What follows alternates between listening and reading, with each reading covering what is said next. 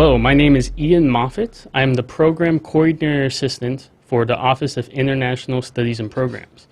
And we have a new podcast called Culture Shock.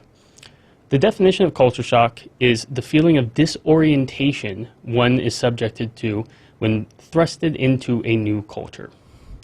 And we're going to be talking to people in the CW and Ellensburg community about what they've experienced with said culture shock.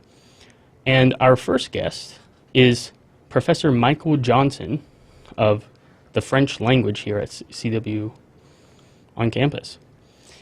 So Michael, can you go over just like a brief introduction about how you first got into teaching French and your time in France?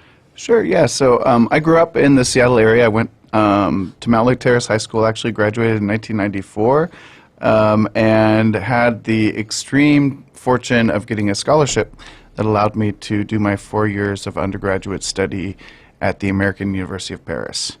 So I spent 4 years there and kind of lived between American culture and French culture. I had a lot of friends who were from the U.S., and also a lot of friends who were from France and the rest of the world while I was there. And it really shaped who I am. It was an incredible experience. But I definitely experienced culture shock in all kinds of different ways while I was there. Particularly, as you can imagine, the first year was really hard. In fact, it was so hard, I wasn't sure I wanted to come back. And at the end of the year, I came back to Seattle to visit family at the end of the academic year. And then I experienced reverse culture shock, is after having spent a year, and at this point I was 19 or maybe just about to turn 20 years old. And so these are really important years where you're kind of becoming an adult and figuring out who you are. And so when I got back to Seattle, I kind of realized that year in France had actually really transformed me, and that I was no longer entirely comfortable living back in the U.S. either. And it made it easier to go back to France, and the following 3 years I really plunged into French culture and worked really hard at understanding why people are the way they are, and understanding probably more importantly why I am the way I am, right? I had to do a lot of work to understand American history and American culture, and kind of what makes us who we are as Americans, and then as a white American in particular, kind of trying to understand a little bit about that, my situation in terms of just being a white working class kid from the Pacific Northwest who had that great chance to go to France. Yeah, and it's there's a huge juxtaposition from what I've heard from Americans and French people, right? In terms of our culture, because we're a very new country, right? America's a very new country. Very true, yeah. Yeah, and I also want to say before I go forward, we went to the same high school, Mount Lake Terrace High. Are you serious? Yes. Oh, that's I graduated in 2017. Oh, really? Yeah, I was born and raised in Mount Lake Terrace. Oh, right. Yeah. Okay. That's neighbors. Yeah. Well, small world. Yeah, small world. But so what initially at the point before moving to that first year going to France, what got you? You said you got a scholarship, but what got you interested in going to France specifically, right?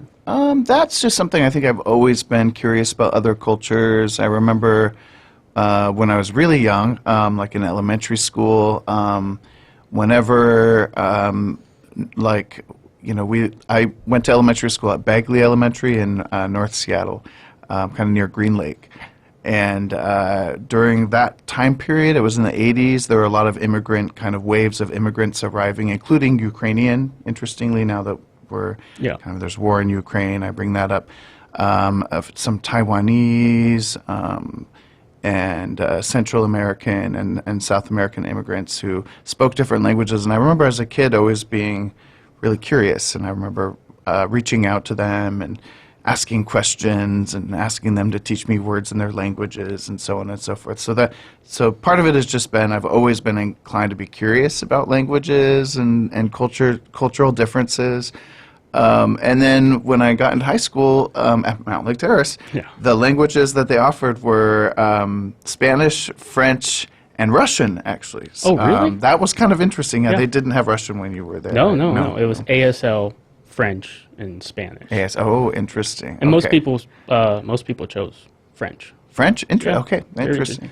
And people got the chance to, in that French class, if they got high enough, to go to Europe, actually. Cool, So yeah. it was a great opportunity.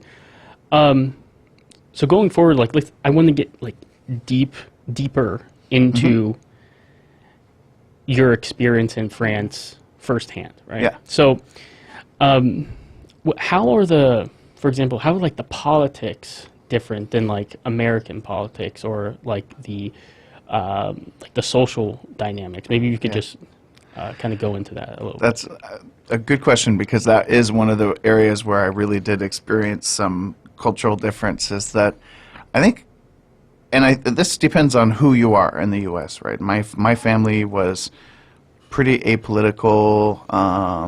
They were are evangelical Christians, and they had a particular worldview that, now that I've moved along in life and had various other experiences, I realized their view of the world was pretty limited. And their understanding of American history was pretty limited. And I remember early on going to parties, for example, and meeting French people, and almost immediately being hit with very difficult questions like, could you explain why your country has the embargo on Cuba? Could you explain that, please talk about the genocide of indigenous people in the U.S.? Wow, really? How is it taught in the schools? And so what I learned is that French people know American history a lot better than a lot of Americans. And that's just the French school system is extremely rigorous. You can't really graduate with a baccalaureate without rigorous history classes Yeah. and so on. Yeah, so I just wanted to get a little bit into what's your take on modern day France right now, from for someone who was an expat, right, an expatriate. I know in recent years there were a lot of protests. The yellow jacket, Right, the yellow protests. vests. And yeah. I feel from my limited knowledge of that, what surprised me about French culture is almost the work culture, because American were so high octane, and those were union protests, right? So do they value more things like time off? Do they value more of a work-life balance than you would say Americans? Oh yeah. It's the difference is humongous between French attitudes towards work and American attitudes towards work. What followed the World War II was the Marshall Plan and the beginning of this era of U.S. influence on Europe to try to prevent communist activity and so on. And France has always had a really strong labor movement and strong participation in Communist Party. Even today, the Communist Party is, they don't have elected presidents, but they have seats in parliament and they have representation in France. Yeah, that could never happen here. That could never happen here. So anytime there's been a kind of moment of major American influence on France, and this includes, economic influence, cultural influence, sort of the importing of American movies, of American car culture. There's been this pushback from France to kind of insist on the importance of kind of more fundamental, what at least in French culture would be more fundamental things like, family, enjoyment of one's everyday life. There's a lot of emphasis on food, for example. It's less and less the case, but when I was living there, it was very common for business people to take 2-hour lunches with wine and so on and so forth, and that was considered part of business culture. It was completely normal, and the philosophy was always kind of pleasure first and then business second. Yeah. Very different, right? American business people will show up to a business meeting and want to kind of get the business out of the way because it's kind of almost treated like a dirty thing, right? Let's get it out. Let's get the money stuff out of the way, and then we can, have dinner together or whatever. So there you have a really big difference, and the yellow vests. it's a really complicated issue, but actually it has a lot to do. What sparked the whole thing were the rise in fuel prices. And so what it was is that Emmanuel Macron, by the way, by French standards, Macron is considered a centrist president, That's what I've heard. and even borders on right wing. If he were to be placed on the American political spectrum, he would be around where Obama and Hillary Clinton are. Yeah. And so, I would use a word like neoliberal Democrat style politics, which means there's a kind of emphasis on liberal values, but when it comes to labor and economics, there's actually not a whole lot of difference between the Macron, for example, and some of the more right-wing politicians in terms of their views, their kind of anti-labor views. And so Macron's presidency has actually seen this kind of, I should say it starts before him. It starts with Sarkozy. There's been a kind of gradual decline in labor rights, and this manifests in like the age of retirement has been changed and debated. Pensions, like the amounts that people receive in national pensions on retirement. One thing I have heard is they've experimented with a 4-day work week. Work week. And that would be, I mean, I think in most of the Western world it's a little unheard of. I think Iceland is thinking about doing that. Yeah. But America, that's just... It's hard to imagine that working. Yeah, I can't even imagine that. Yeah, also emails, by the way. So there are laws in France that, because when you write a work email, a lot of Americans have a habit of doing work emails at home or on the weekends or off of regular work hours. Not allowed in France because that's considered working outside of your work hours. So it creates frustration for some types of businesses, but also, people keep a more rigid line between, well, you said work-life balance, between work and life, And delving a little bit more into the differences between Americans, or the dynamic with Americans or tourists to France. One thing I've heard from people who've spent time in France is that it's almost, I don't know how to word this, a little less accepting of a tourist to not speak French, and maybe they're a little harsher than maybe we would be to tourists who don't speak English, right? Yes, that is something I've heard. Did you experience that dynamic being an expat? Kind of. I mean, the thing is it's a really different experience being a tourist and being a student or being there. So. It's one thing if your interface with French culture is through customer service employees. Already, as Americans, we have a set of expectations about customer service. We Americans like the perky waitress named Cindy who comes up to the table and tells you what the specials are and comes back every 5 minutes to check on you. Having lived in France, I find that really heavy-handed. I can't deal with when I'm in a restaurant and wait staff are always there, because in France the philosophy is actually to give space to the customer. For example, it's unthinkable in France to expect a customer to leave their table after a certain amount of time, whereas in a lot of American restaurants, and I worked in the restaurant industry, so I know the waiters get annoyed because it's their income, right? So if somebody's hogging a table for 3 hours, waiters will find ways to pass the message, like handing them the check, turning up the music, or changing the lights, or ways to kind of. It's funny because I would never think that's something that happens different in Europe. Right. Oh, absolutely. Yeah, and part of it is we just have a very different. This goes back to your question about labor politics and labor culture, is that because of the legacy of the French Revolution, working class jobs in France are highly valued. And so, for example, if you work in the farm industry, for example, there are national awards and you come to Paris and receive an award with a huge cash prize because you did, produced a particularly awesome hybrid crop one year, or you're a baker, right? You make the best baguette, whatever. You get an award. It's called Meilleur Ouvrier, the Best Worker Award, and it's a big, big deal. And that's true for service industry jobs too, is that whereas in the U.S. we tend to think of waiting jobs, like table waiting jobs, as temporary work, right? Like it's a college student job, right? Or something like that. Or like a teacher who's moonlighting as a waiter to make a few extra bucks. Those are the usual kinds of narratives. In France, it's a career, right? And it's a valued career, and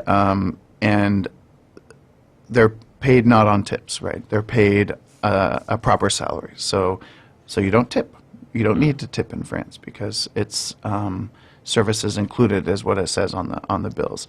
And in fact, if you tip too much, which happens, sometimes the waiters will give you the money back because Wow. it's kind of insulting and condescending. It's sort of like putting them in this position of it's kind of hard to explain, but there's something kind of demeaning about being given that money in some contexts.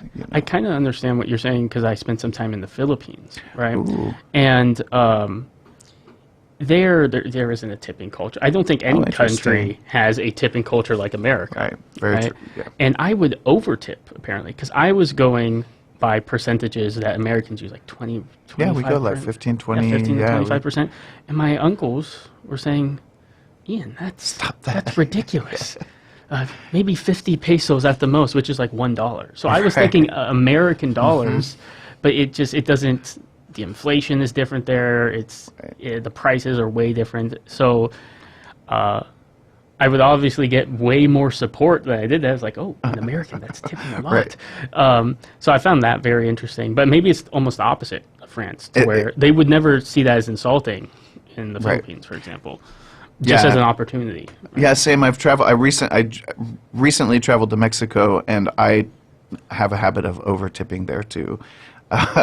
Very much like what you described sounds very familiar. Yeah. And what happened is that this one taqueria that I liked to go to, and I overtipped the first time. Every time I would arrive, the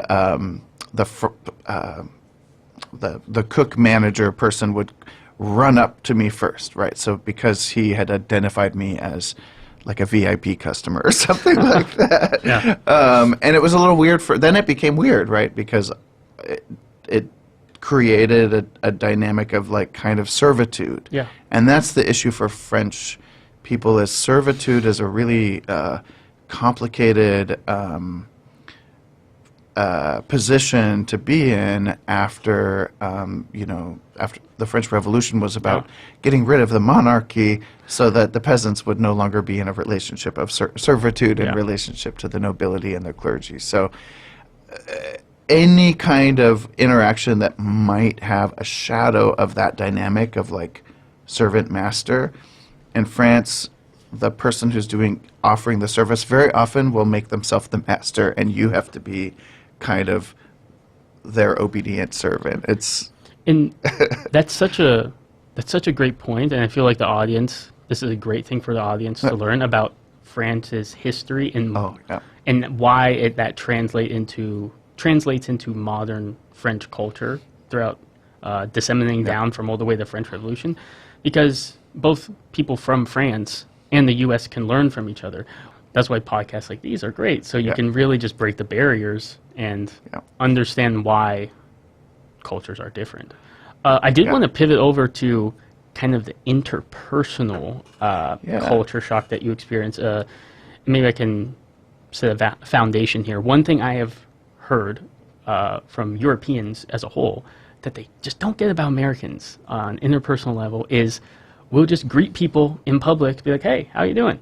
And then keep walking. And they're like, why are you just talking to this random person on the side of the street? Or you're saying hi to this cashier. How was your day? Do you know this person? Why talking like you know them? Did you experience that at all? Oh, 100%. Yeah. I mean, Americans, and this is whether I mean, it varies, right? Like East Coast, West Coast, Yeah. South, and Midwest. But even in the East Coast, which might be the least, quote unquote friendly, Yeah. people still use friendliness as a measure of a good interaction, and smile. People smile. Yeah.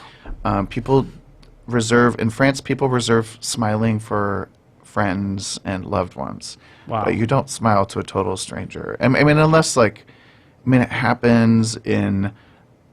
If it happens, it's like a kind of special moment of intimacy that happens between two strangers. But it's not it's not the norm, and people think you might want something from them. Like, why is this guy smiling at me? Is this flirtation? So I've actually had hostile responses because I do have that American kind of tendency to smile at strangers and what have you. Yeah. It takes me a good month or two to make that go away when I'm in France. So even now when I go back, I can't turn it off. Yeah. I think the correlate to that is that French people, and again, this is a big generalization, but French people tend to have smaller circles of friends. So you might have like 2 or 3 really, really good friends that you would that would bail you out of jail, that you would borrow money from in a crisis, who would show up, and you can call on these friends for pretty much anything. So this close circle of friends are, the intimacy is so close that you really can ask a lot. And then they do have circles of like an outer circle of friends that are close but not quite as close, and so on. But Americans tend to have much bigger inner circles of friends, and we tend to not be as how do I put this? There are a lot of Americans in France who establish close friendships, often have an experience of feeling a little suffocated because a French friendship is very demanding. Once you're in that friendship, it's like family, right? Wow. I don't want to use the word superficial because I think that's not quite fair to Americans. I think we just do tend to have a more distributed group of friends, and we might have one thing that happens with Americans is like a tendency to have like a friend that you play tennis with, right? This is my friend David and I go play tennis every Wednesday, and then my friend Sam and I we do crochet and drink beers on Mondays, whatever. Like Americans kind of often relegate friends to specific activities and Yeah. hobbies and things in their lives. Maybe that's changing generationally, but definitely my generation, I'm a solid Gen Xer. That you see that a lot. You have work friends. You have neighbor friends, right? Right. Yeah, exactly. Friend of friends. Right. But who do you call when who do you call when you're in real trouble at 3 a.m? Yeah. Do we have enough friends to rely on? So that's kind of a contrast that I found interesting, and it was hard for me because intellectually I knew in these friendships that this was just a cultural difference, but I also felt a sense of like my freedom was being taken away from me because I had a couple of friends who got angry if I didn't reply quickly to phone calls or expressed disappointment that I wasn't available to go to some kind of an event that they organized or something. So whereas in the U.S., I think we tend to be really forgiving. It's like, okay, that's cool. If you can't make it, I'll see you on the other side. We're a little more casual. A lot of French people won't hesitate to let you know if they're disappointed in you as a friend, and that was weird as an American. I had never experienced people telling me, you could be a better friend, or Wow, that So, hurts. Yeah. yeah. And it was yeah. And the one thing that's interesting about America in this regard is that we're such a large country geographically, population-wise, that like Seattle is way different than the South, right? Southern hospitality. You're not going to get that. I'm also a French teacher, so I can't help myself. I have to give a I lesson. love history. No. In the Napoleonic era, France used to be, and still is, many different languages spoken. There's a region where people speak Breton, which is a Celtic language. There's a Basque region where people speak Basque. I've heard of that, yeah.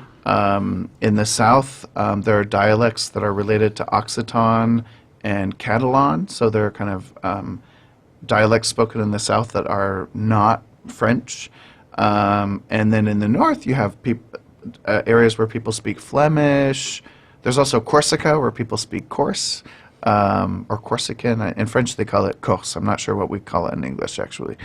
And so linguistically, there are all kinds, there's a lot of difference. And within those language communities, you also have a lot of kind of cultural differences from one to the next. Yeah. So definitely a French person expects something very different when they go down to Marseille, for example, on the Mediterranean coast versus Paris, for example.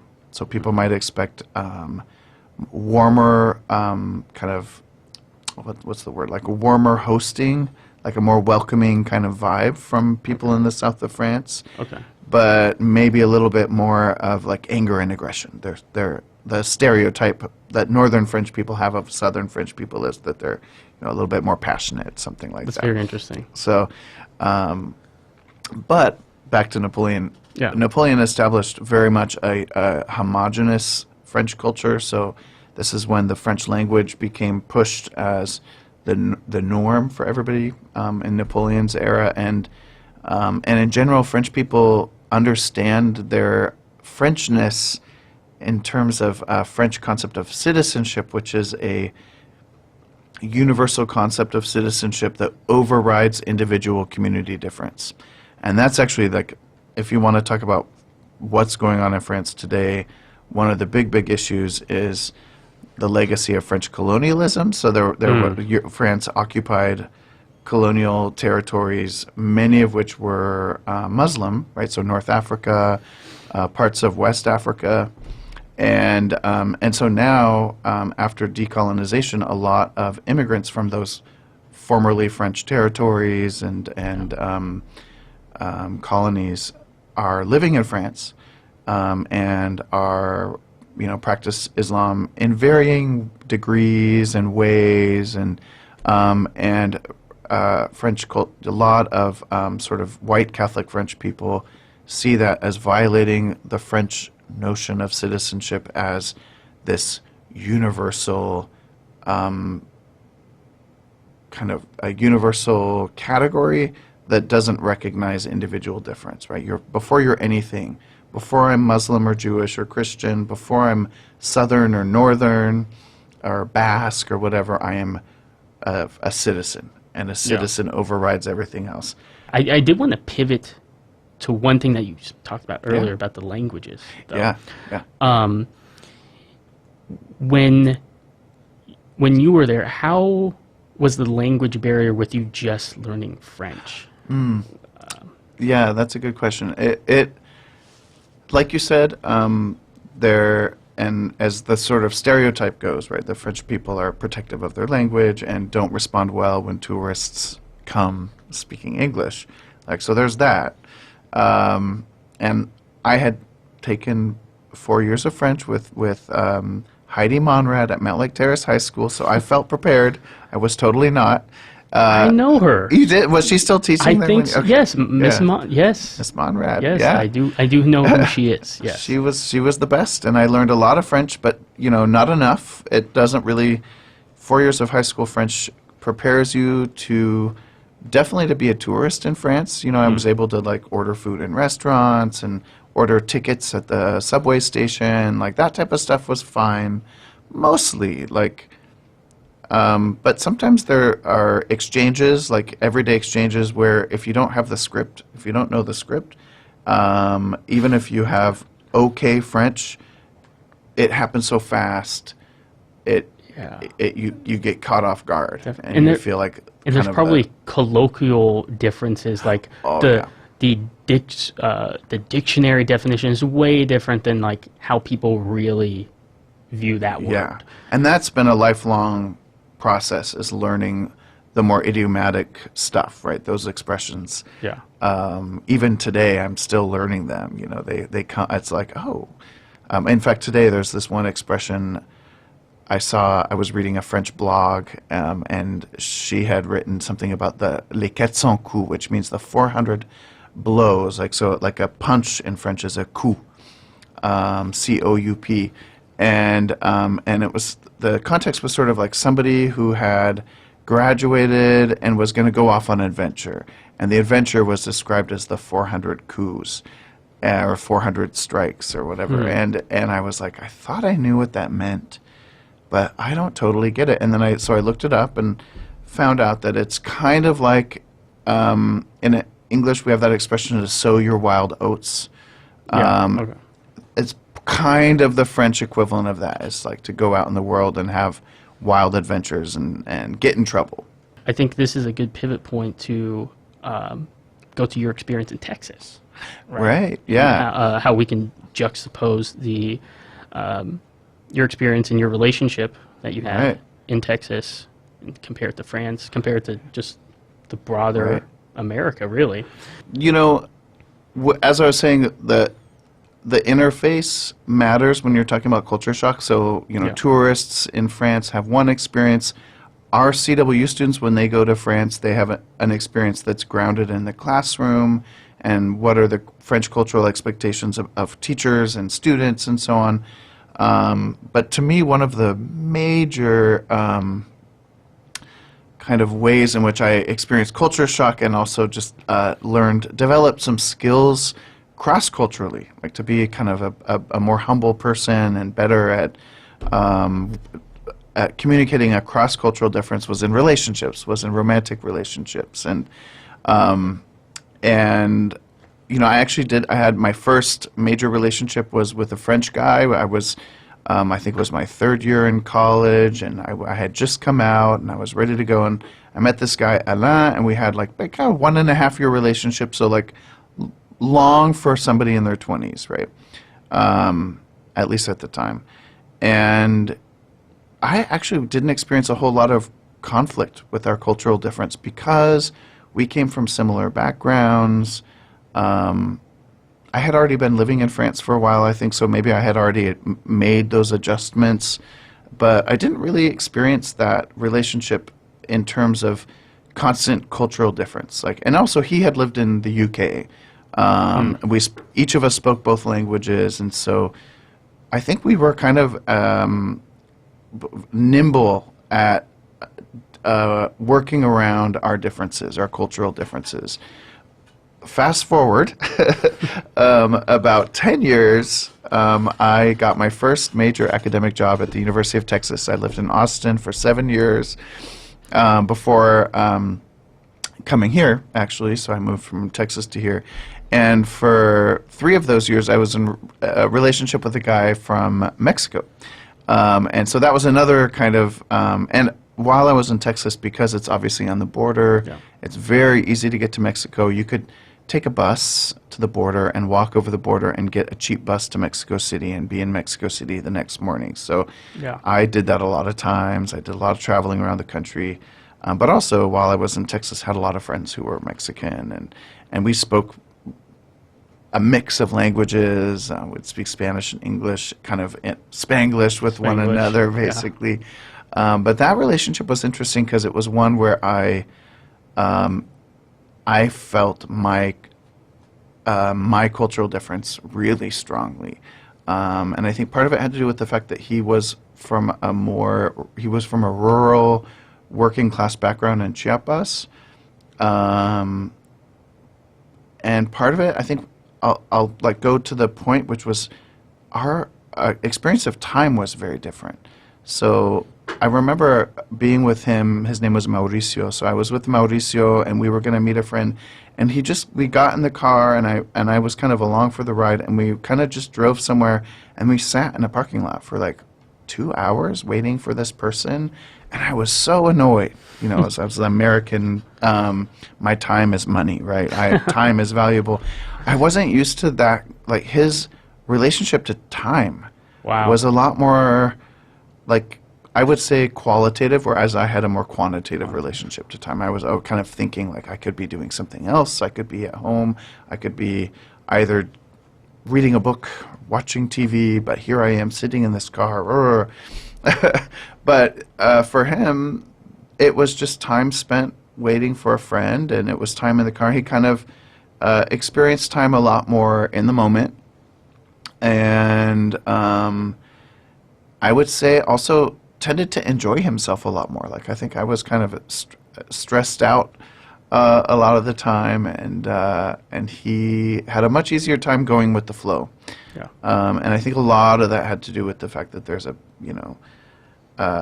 like Americans will say about a lot of Latin Americans is they always show up late. Yeah. It's the cultural norm to show up late.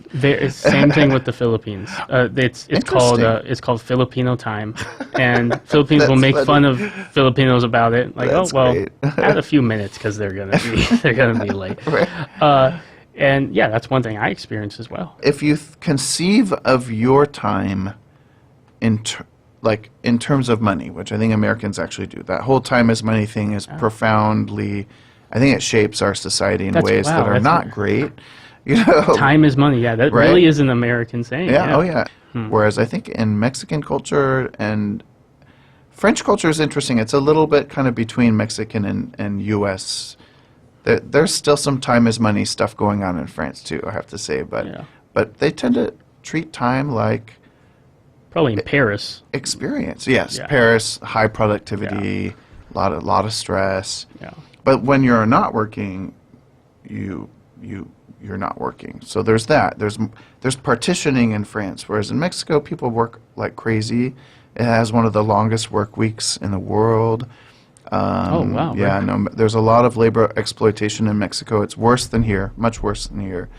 But people's attitudes are a lot more kind of relaxed. If you had to pick your biggest culture shock from both those experiences, from France and from being in Texas and that relationship you had, what would you say it would be? I have to. I want to go back to our conversation about time. Okay. I think that probably was the most profound realization about myself, right? Understanding that having grown up in America, I do have a tendency to quantify my time and to think about my time in terms of value. And that as a result, I get annoyed if people show up late. I feel impatient when I'm stuck doing nothing for long periods of time. And I learned a lot from, I think, both France and Mexico are places where people, and big difference as we kind of broke down the differences between Mexico and France, but in general, people treat time differently, and I think there's some lessons that we in the U.S. can learn from that as we are, moving through the various crises, right, from the pandemic to the Ukraine war, and I have to say I've observed, and I love this, the younger generation, so Gen Z, so your age basically, people being a lot less jazzed about work, right, about being exploited. I see a lot The Great more. Resignation. Exactly. The Great Resignation, I think, is driven largely by Gen Z, people who have been told a story about the value of work and have had like numerous life experiences that show that story is not, that there's something about that story that's not right, right? There's a lie there. And I just have a lot of admiration for your generation for being like, you know what, I actually don't want to work. Like, I'm not interested in that.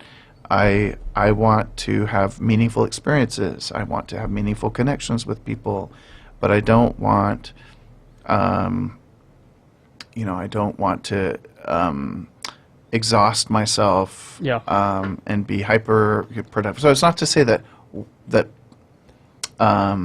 Gen Zers hate work. No, I I don't think mean a it lot that of us- reductively, but I that, think a yeah. lot of us just want to get to the concept of work-life balance. There you go. I think yeah. we want to work. We just want some balance here and there to where maybe it's on the pendulum here, especially here in America. Yeah. It may have gone one way a bit. And Right, again, it might be a little. yeah, and this is going from someone like I think I like working. I genuinely do, but everybody needs a break. Yeah. Like there needs to be some safety net there. Yeah. Yeah, so that is very interesting. Last thing, any advice Oh yeah. to students here, or in the larger CW Ellensburg community, to people who are going to travel overseas, or who in the future will deal with a cross-cultural relationship? Yeah.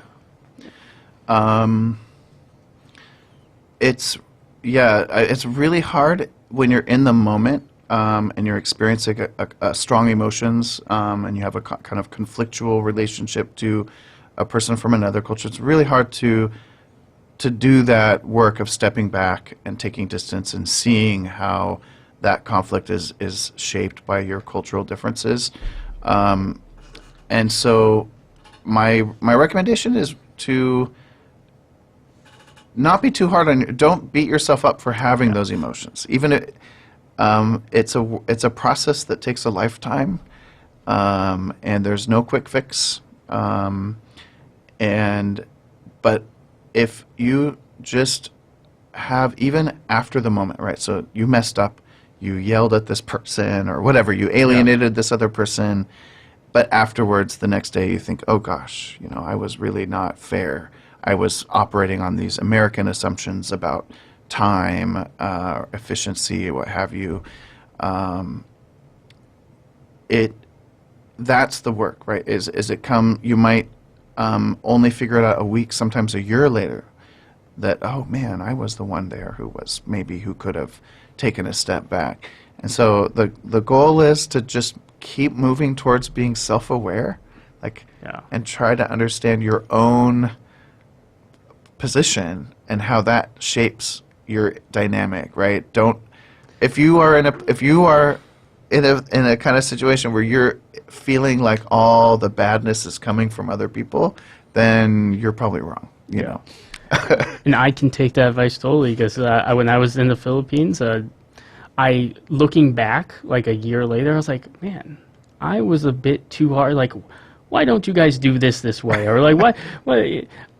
And that was my own culture shock speaking. But I've made like a promise to myself when I go back, I'm just calm down again. Suspend judgment, Yeah. right? That's number Yeah. one, is like work on that mechanism of like, okay, I'm making a judgment, but I'm gonna just shut it down. Not shut it down, because you can't help what happens. Sometimes we can't stop stuff, right, from the flow of our thoughts, but to have a little bit of distance to in relationship to those thoughts. All sage advice from Professor Michael Johnson. Yeah. Well, thank you very much, Ian. Yeah. And I appreciate you being our first episode for Culture Shock. I'm honored. It was a pleasure, and I hope you welcome me back. I can talk about all kinds of other things. Yeah, I feel if like you there are want. many points we could get Yeah. into with you. I appreciate it, and hope you have a great rest of your day. Okay, thank you.